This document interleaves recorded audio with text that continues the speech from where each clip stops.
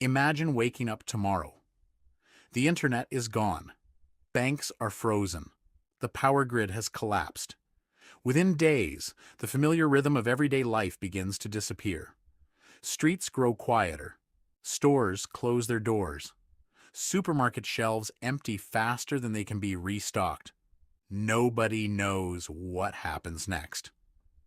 Now ask yourself one simple question. If you had $100 billion, what would you build?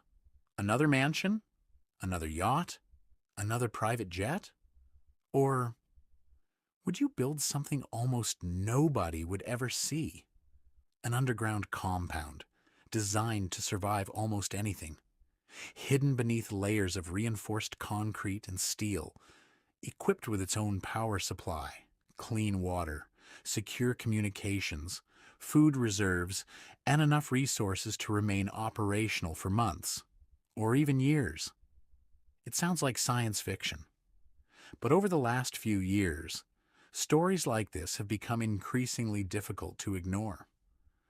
Thousands of miles from the mainland United States, on the quiet Hawaiian island of Kauai, one construction project attracted worldwide attention. From above, it looked like another luxury estate. But satellite images told a more mysterious story. Large-scale excavation, underground structures, restricted construction zones. The deeper journalists looked, the more questions they began to ask. The owner of the property was Mark Zuckerberg. Almost overnight, speculation exploded across the internet. Was he simply building one of the most expensive private homes ever constructed? Or was something else hidden beneath the surface? Major news organizations began investigating the project. Construction permits, satellite imagery, public records, security infrastructure. Every new report added another piece to the puzzle, but not always another answer. The rumors quickly spread far beyond Hawaii, because the real question was never about one billionaire. It was about why so many of the world's wealthiest people appeared to be investing in extraordinary levels of privacy, security, and self-sufficiency. Mark Zuckerberg wasn't alone. Venture capitalist Peter Thiel had previously spoken about preparing for unlikely but high-impact events.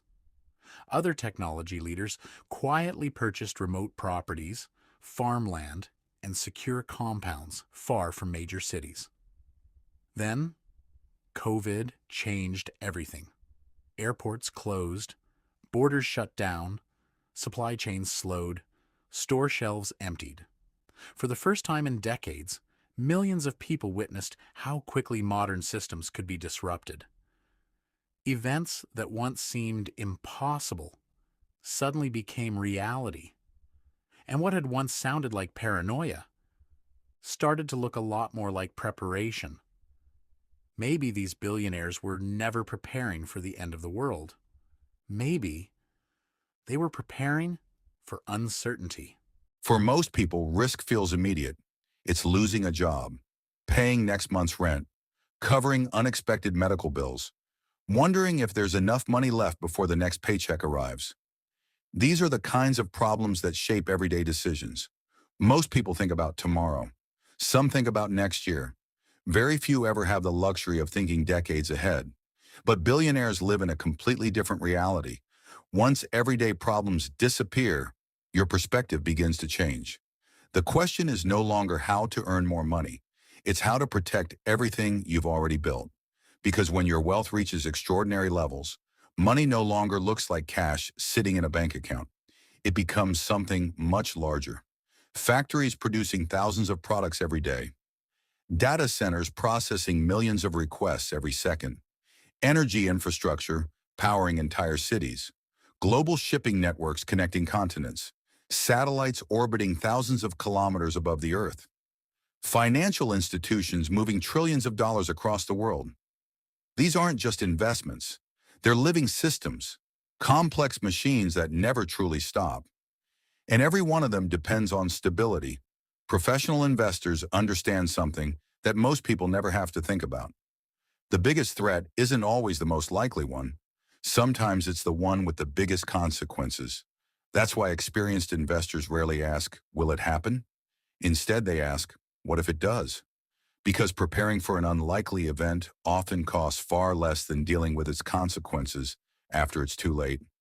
Imagine there's only a 1% chance that something unexpected changes everything.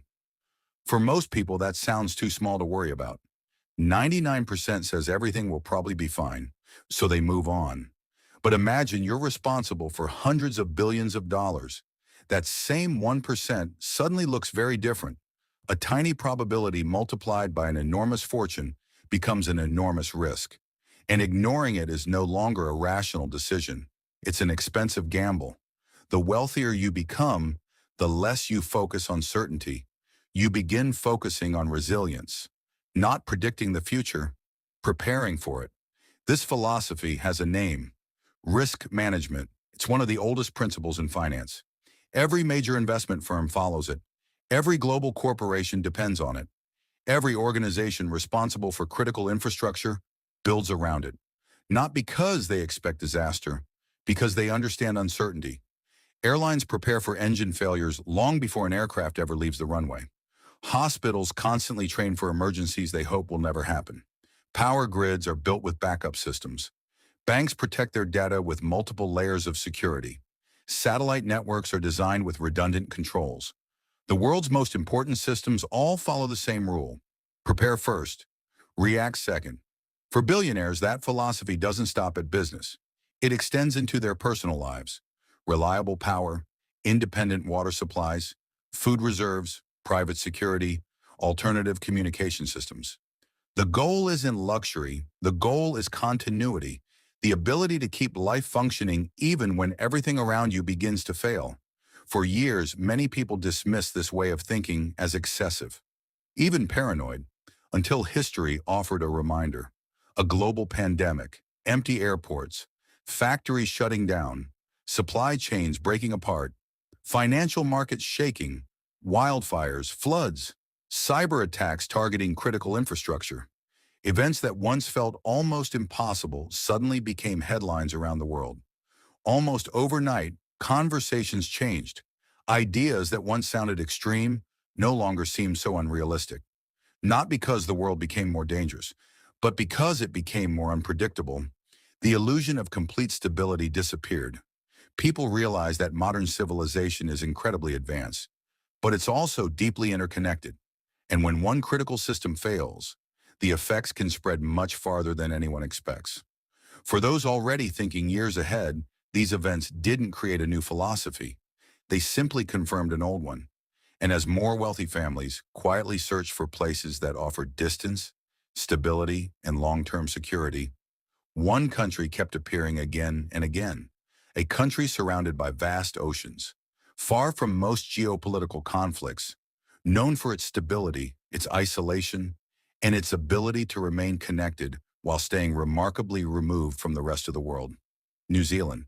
And that's where this story becomes even more fascinating.